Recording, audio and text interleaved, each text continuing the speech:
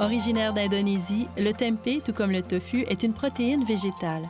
La différence, c'est qu'il est fait à base de fèves de soya fermentées, comme on le fait ici, dans cette usine de Montréal. Et vous allez avoir le privilège de voir sous vos yeux comment ça se fait. C'est ce soya-là qui est déjà cassé, nettoyé.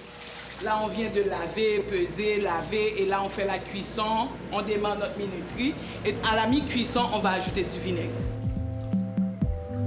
Une fois cuit et refroidi, le soya sera inoculé par un champignon afin d'être fermenté.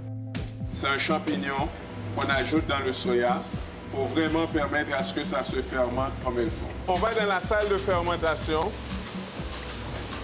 C'est là qu'on assiste au miracle des fèves de soya bouillies qui vont se transformer tranquillement pour devenir un bloc de gâteau tout blanc.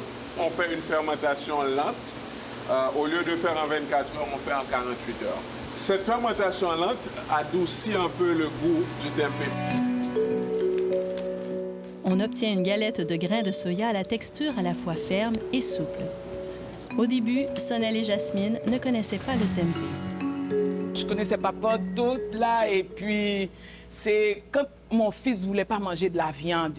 Il est arrivé, il avait 8 ans. Il a dit, bon, maman, pas pour votre information, là, je ne veux plus manger de la viande. OK. Un ami nous a parlé du tempeh. Hein? Quoi, tempeh? Je sais même pas c'est quoi. Personne n'a aimé ça, honnêtement. J'ai dit, ben, est-ce que c'est moi qui l'ai comme mal apprêté?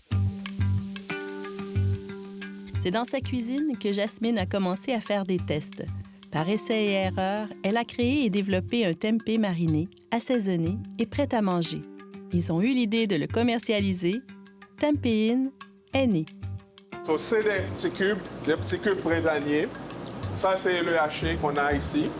Et ici, on a les burgers qui sont en train d'être refroidis parce que ça a été pasteurisé récemment.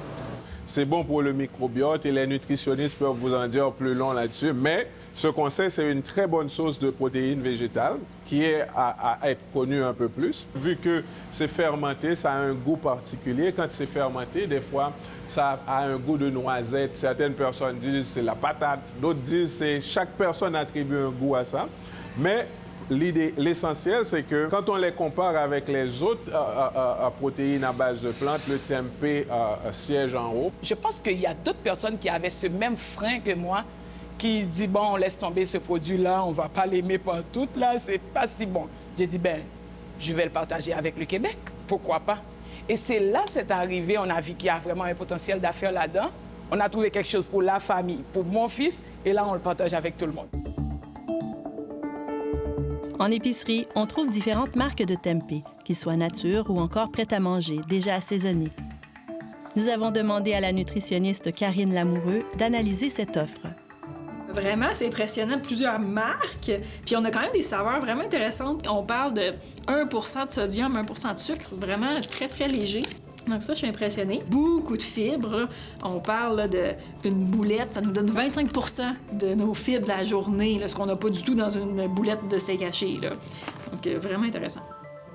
Le tempeh permet de varier et d'ajouter différents nutriments à notre alimentation.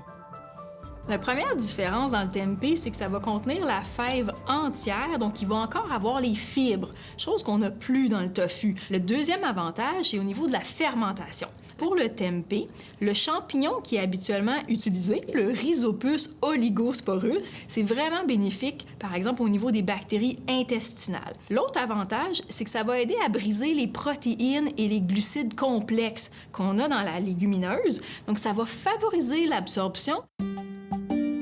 Un substitut à la viande qui, une fois transformé, peut parfois contenir de grandes quantités de sodium, un critère à considérer pour mieux choisir, selon la nutritionniste. Pour une personne, une portion d'à peu près 100 grammes, idéalement, on ne voudrait pas dépasser 20 % de sodium. Ici, on a pour 4 lanières de tempeh saveur bacon, on a 680 mg de sodium. On parle de 28 % de sodium. C'est sûr que si on compare avec du bacon, on s'entend que c'est vraiment un meilleur choix, là. Comme le tofu a pris beaucoup de temps dans le passé pour se faire accepter, mais le tempeh prend son temps aussi. Mais qu'est-ce qui arrive? c'était le frein de acre, le goût comme amertume qui existe. C'est certain que le tempeh, il faut un peu l'apprivoiser, donc c'est pas tout le monde qui aime ça. On peut le faire bouillir. Ça peut diminuer un petit peu le goût que certaines personnes vont moins aimer. On l'utilise ensuite dans nos recettes. On peut le mariner, l'assaisonner et le griller. Quand on fait cuire le tempeh, on change sa saveur. Donc, on va avoir des saveurs de caramel qui vont être plus accentuées, qui va donner ce goût-là particulier, qui va se rapprocher de la viande grillée aussi.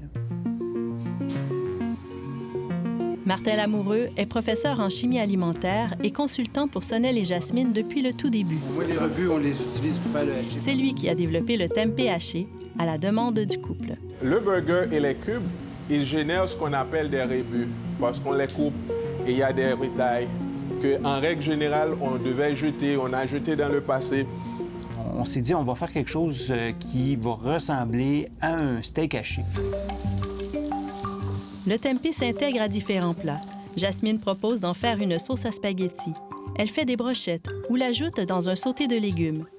Ça serait vraiment les protéines végétales, notre choix numéro 1, avant même le poisson. On parle d'un minimum de 3 repas par semaine.